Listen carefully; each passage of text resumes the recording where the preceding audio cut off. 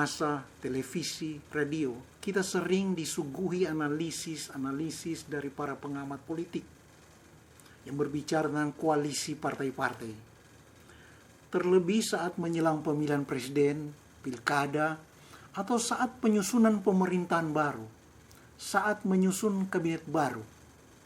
Karena untuk mengajukan calon presiden, calon gubernur, bupati, wali kota, partai-partai dalam DPR, DPRD harus berkoalisi untuk bisa memenuhi syarat threshold sehingga memiliki hak mengajukan calonnya. Begitu juga saat menyusun kabinet baru.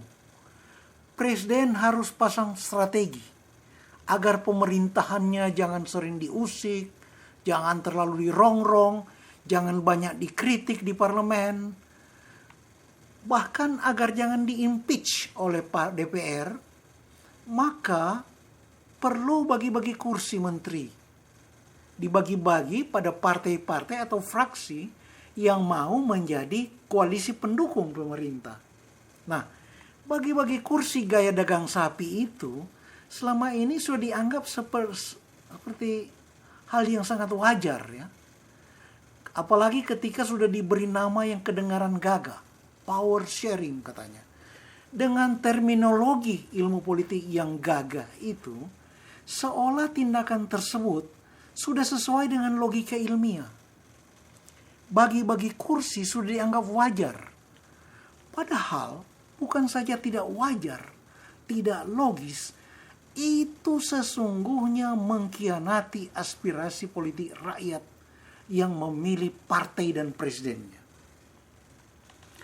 Para pengamat mengajukan analisis-analisis mereka itu selalu seru.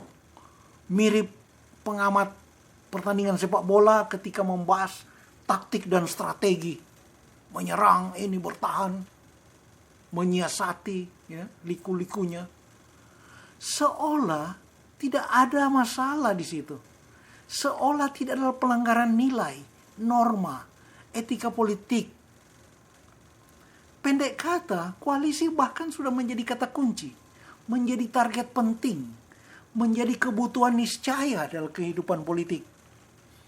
Padahal sesungguhnya itu tidak mendidik rakyat. Tidak mendidik rakyat. Rakyat yang selama masa kampanye sudah berjuang, penuh dengan emosi, sering perjuangan itu dihayati sebagai perjuangan suci, karena berbicara tentang masa depan bangsa, sehingga sering terjadi pengorbanan, bahkan pengorbanan nyawa, lempar batu di lapangan, pecah kepala, mati, jatuh dari kendaraan.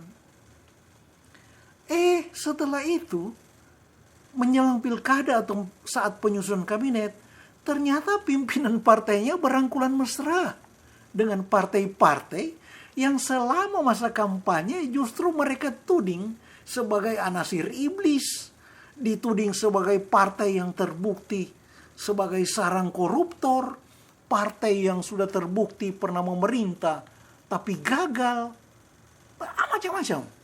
Nah, inilah yang menjadi sumber budaya apatisme politik masyarakat. Dan kalau sudah begitu, masyarakat sudah mengidap psikopatologi politik sosial, sakit jiwa sosial politik, itu sangat-sangat sukar disembuhkan. Budaya politik sudah membusuk. Pemilu cuma akan dijadikan ajang main-main, tempat mereka jual beli suara dengan ringan, murah. Sehingga semakin suburlah money politik dengan segala akibatnya yang memerosotkan kerja pemerintahan, memerosotkan kualitas pembangunan, merapuhkan budaya dan peradaban bangsa itu sendiri.